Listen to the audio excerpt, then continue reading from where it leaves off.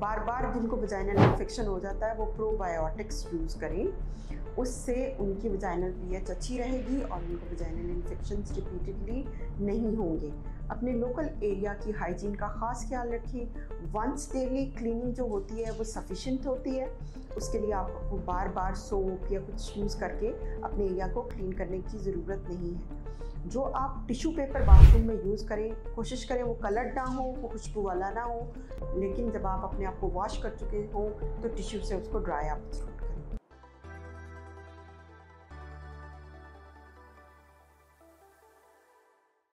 अस्सलाम वालेकुम, मेरा नाम डॉक्टर तंजीला रहमान है और मैं कंसल्टेंट गायनेकोलॉजिस्ट हूँ। आज हम बात करेंगे वजाइनल इचिंग के बारे में। वजाइनल इचिंग कॉमन सिम्टम है। ऑलमोस्ट हर खातून को अपने लाइफ स्पैन के अंदर किसी न किसी टाइम पर इससे सामना करना पड़ता है। ये डिस्कम्फर्ट के साथ साथ थोड़ी एम्बैरेसमेंट भी क्रिएट कर देता है। इसके बहुत सारे कॉजेज़ हैं। आज इस सेशन में हम उन कॉजेज़ के बारे में देखेंगे और इसका क्या तरीका इलाज होता है और कब आपने डॉक्टर के पास जाना है, और मैं आपको by the end of session home remedies बताऊंगी कि आप घर बैठे इसको कैसे मैनेज कर सकते हैं, और अलामात बताऊंगी जिससे आपको अंदाज़ा होगा कि अब आपको अपने गायनेकोलॉजिस्ट को ज़रूर देखना है और कौन से अलामात ख़तरे के अलामात हैं। इसके जो कॉजेज़ हैं सबसे पहले वो देखते हैं। जो कॉमन कॉज है वो है एलर्जी। हम डिटेल में बाद में डिस्कस करेंगे किस किस चीज़ से एलर्जी हो सकती है और किसकी वजह से वजाइनल इचिंग हो सकती है। फिर कॉमन कॉज आता है इन्फेक्शंस, ठीक है, वजाइनल वल्वल दोनों इन्फेक्शन जिसका कॉज हो सकते हैं। फिर है कि स्किन की कुछ डिजीजेज होती हैं जो कि वजाइना और वल्वा को इन्वॉल्व कर लेती हैं और उसमें आपको इचिंग होती है। जो वरीसम या परेशान होने वाली इसकी कॉज है वो है कि ये प्री कैंसर या कैंसर हो सकता है वजाइना या वल्वा का, जो कि इचिंग के साथ प्रेजेंट करता है। और कुछ रेयर कॉजेज़ हैं, बहुत कम लोगों में वो वजह होती है, लेकिन वो वजूहात हो सकती हैं। डिटेल में देखते हैं तो मैं आपको सबसे पहले बताती हूँ कि एलर्जी किन किन चीज़ों से हो सकती है। जो एलर्जी है, सबसे पहले तो अगर आप जो कपड़े पहनते हैं यानी अंडरगारमेंट्स पहनते हैं वो अगर रेशमी हैं और बहुत टाइट हैं तो वो वजाइनल इचिंग कर सकते हैं। या फिर आप जो कपड़े अपने धोते हैं अंडरगारमेंट्स को वो परफ्यूम्ड जो डिटर्जेंट है उसके अंदर धोते हैं, या फिर आप कपड़ों को खुशबू देने के लिए बड़ा मार्केट में ये वो भी होता है, पब्लिसिटाइज भी होता है कि जी कपड़ों में खुशबू आ जाएगी।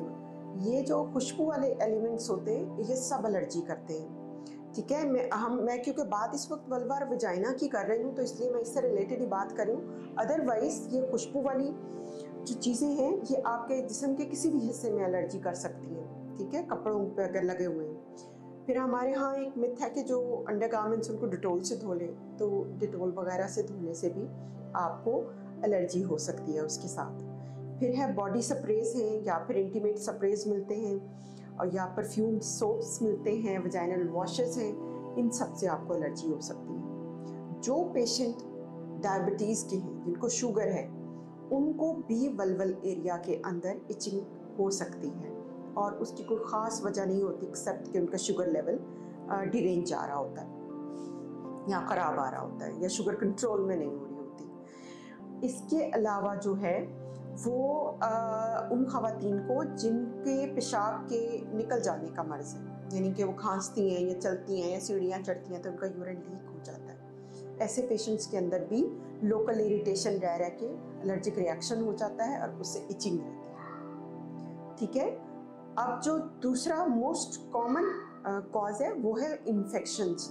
इन्फेक्शंस अब 3 किस्म के होते हैं जो पेरिनियल एरिया के, वल्वा और वजाइनल एरिया के होते हैं। एक तो कैंडिडियल या फिर फंगल इन्फेक्शंस हैं, यीस्ट की ग्रोथ के, ठीक है।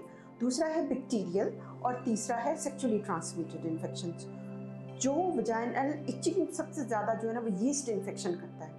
यीस्ट इन्फेक्शन आपके वजाइना की पीएच के साथ ऑल्टर होके कॉमन हो जाता है, ख़वातीन में बहुत कॉमन। इसमें ये एसोसिएटेड होगा with vaginal discharge. Like vaginal discharge कैसा होगा? थिक होगा, बहुत कोपियस नहीं होता, ये थिक होता है, बाहर भी आपके वल्वा के ऊपर लगा हुआ होगा, कर्ड लाइक होता है, ऐसे लगता है जैसे दही है, योगर्ट है, ठीक है।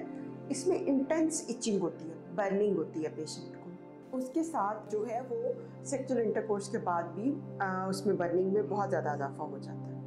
ऐसे पेशेंट्स को हम usually anti fungal local creams देते हैं, डिपेंडिंग ऑन कि वो जो है कितना सीवियर है। वजाइनल इनको प्रिपरेशंस दी जा सकती हैं, इनको खाने के लिए एंटी फंगल मेडिसिन दी जा सकती हैं, पैसरीज दी जा सकती हैं वजाइनल, और इसके साथ जो है वो हम उनको मल्टीविटामिन वगैरह देते हैं ताकि उनकी इम्यूनिटी बूस्टअप हो और उसके साथ वो इन्फेक्शन को कवर कर सकें। अब आता है दूसरा इन्फेक्शन है बैक्टीरियल। जो बैक्टीरियल वेजिनोसिस होता है या बीवी जिसको बोलते हैं, उसमें जो वजाइनल डिस्चार्ज है वो थिन होता है, ग्रेश कलर का होता है। इसकी पर्टिकुलर बात ये होती है कि इससे स्मेल आती है, फाउल स्मेलिंग, गंदी सी फिशी स्मेल आती है। तो अगर आपको वजाइनल इचिंग है, साथ में फाउल स्मेलिंग डिस्चार्ज है, तो भी आप अपने डॉक्टर से कांटेक्ट करें। वो आपको लोकल एंटीबायोटिक्स देंगे या फिर आपको ओरल एंटीबायोटिक्स के साथ ट्रीट करेंगे। ठीक है। उसके बाद आ जाता है सेक्सुअली ट्रांसमिटेड इन्फेक्शंस, जो कि क्लेमीडिया और गोनोरिया, गोनोकोकल इसको बोलते हैं इन्फेक्शंस। जो क्लेमीडियल होता है उसमें ग्रीनिश डिस्चार्ज होता है, उसके अभी जो ट्रीटमेंट है वो एंटीबायोटिक्स या मेट्रोनिडाजोल उसमें अफेक्ट करते हैं। ये सेक्सुअली ट्रांसमिटेड जो इन्फेक्शंस होते हैं ये यूजुअली यूरिनरी ट्रैक्ट इन्फेक्शन के साथ कर देते हैं, यानी आपको यूरिन के भी बड़े कंप्लेंट्स आना शुरू हो जाएंगे वजाइनल डिस्चार्ज के साथ और इचिंग के साथ। तो आपको इसके लिए भी अपने डॉक्टर को रिपोर्ट करना है। फिर आते हैं कि ऐसी कौन सी स्किन की डिजीजेज हैं जो कि वल्वार वजाइना में इचिंग का बायस बन सकती हैं। उसमें जिन पेशेंट्स के अंदर वैसी टेंडेंसी एलर्जी की, जैसे मुंह पे कोई क्रीम लगाई एलर्जी हो गई, पाँव में लेदर का शूज़ पहना एलर्जी हो गई, तो ऐसे पेशेंट्स को लोकल एरिया की भी, पेरिनियल एरिया की भी बहुत जल्दी एलर्जी डेवलप हो जाती है। इसको हम बोलते हैं एक्जिमा। तो एक्जिमेटस स्किन होती है इनकी और वो जल्दी इचिंग डेवलप कर लेते हैं और रैश डेवलप कर लेते हैं। फिर है सोरियासिस भी एक स्किन की डिजीज़ है जिसमें इसको उर्दू में चंदर बोलते हैं। इसके साथ ये भी वजाइना और वल्वा को इन्वॉल्व करते हैं। इसमें आप गायनेकोलॉजिस्ट को भी ज़रूर विजिट करते हैं, लेकिन इसमें आपको साथ में स्किन वाले डॉक्टर को भी चेक कराना पड़ता है, क्योंकि इसमें आपको स्टीरॉइड्स ओरल लेने पड़ते हैं। ठीक है। तो यूजुअली जो एलर्जिक रिएक्शन होता है ना, वो साथ साथ उसके और जो लोकल स्किन का डिसऑर्डर होता है उसमें स्टीरॉइड्स हैं, और वो इन कॉम्बिनेशन में डर्मेटोलॉजिस्ट हम ट्रीट करते हैं। फिर आ जाता है जिसके बारे में मैंने आपसे बात की थी कि ये प्री कैंसरस भी हो सकता है और कैंसर भी हो सकता है। जो वल्वा का कैंसर है या वजाइना का कैंसर है, वो 80% जो है वो वजाइनल इचिंग के साथ प्रेजेंट करता है। ठीक है। अगर आपको वजाइनल इचिंग है जो कि ख़त्म नहीं हो रही, जिसके साथ कोई ब्लिस्टर नहीं, कोई फोड़ा नहीं, कोई फिंसी नहीं है, और इचिंग के साथ आपकी इचिंग नाइट टाइम पे वर्स भी हो जाती है, और उसके साथ आपका वज़न कम हो रहा है, आपको भूख नहीं लगती है, और कोई इसके साथ डिस्चार्ज भी शुरू हो गया जिसमें स्पेसिफिकली ब्लड है, तो आप अपने डॉक्टर को ज़रूर रिपोर्ट करें ताकि वो आपको इसको वर्कआउट करें। यूजुअली इन केसेस में हम वजाइना और वल्वा की बायोप्सी लेते हैं, यानी एक पीस लेके उसका हिस्टोपैथोलॉजी करा के देख लेते हैं कि ये किस वजह से हो रहा है। सो वजाइनल इचिंग जो है ये एक सिंपल सिम्टम्स एलर्जी या कपड़े ऊपर नीचे पहनने की वजह से हो सकता है, और ये कैंसर की वजह से भी हो सकता है। सो मेरी टिप आपके लिए ये है कि अगर आपको वजाइनल इन्फेक्शन है, वो एक हफ्ते में ठीक नहीं हुआ, उसके साथ ब्लिस्टर्स हैं आपको, उसके साथ फिंसियाँ हैं, फोड़े हैं, उसके साथ आपको वार्ड्स हैं, और इसके साथ आपको वजाइनल डिस्चार्ज है, तो फिर आप अपने डॉक्टर को ज़रूर रिपोर्ट करें ताकि आपकी जो वजाइनल इचिंग है उसका प्रॉपर डायग्नोसिस बनकर उसका ट्रीटमेंट हो सके। और अगर आपके अंदर कोई रिस्क फैक्टर्स है फॉर कैंसर तो वो प्रॉम्प्टली मैनेज हो जाए। अब हम आते हैं अपने सेशन के लास्ट प्रॉमिस की तरफ कि आपको कुछ होम रेमेडीज़ बताऊंगी जो कि आप करेंगे तो आपको वजाइनल इचिंग से छुटकारा मिल जाएगा। एक तो आपने अंडरगारमेंट्स प्योर कॉटन के ब्रीदेबल पहनने हैं। ब्रीदेबल से मतलब मेरी ये है कि थोड़ा खुला पहने, बहुत टाइट ना पहने। बहुत ज़्यादा गर्मियों में टाइट्स या जीन्स वगैरह पहनने को परहेज़ करें। कॉटन की आप अपनी लॉन की शलवारें, ट्राउज़र पहने, एरिएशन अच्छी होती है, पीएच अच्छी रहती है वजाइना की, वल्वल एरिया की। क्योंकि ये यूजुअली मॉइस्ट हो जाता है बहुत जल्दी, तो इससे आपको इचिंग को कम्बैट करने में हेल्प मिलेगी। फिर ये है कि आप विटामिन ई और विटामिन सी कंटेनिंग मल्टीविटामिन ज़रूर लें, उससे आपकी इम्यूनिटी बूस्टअप होगी और उसमें आपको हेल्प मिलेगी। प्रोबायोटिक्स, जो पेशेंट्स बार बार जिनको वजाइनल इन्फेक्शन हो जाता है वो प्रोबायोटिक्स यूज़ करें, उससे उनकी वजाइनल पीएच अच्छी रहेगी और उनको वजाइनल इन्फेक्शंस रिपीटेडली नहीं होंगे। अपने लोकल एरिया की हाइजीन का ख़ास ख्याल रखें।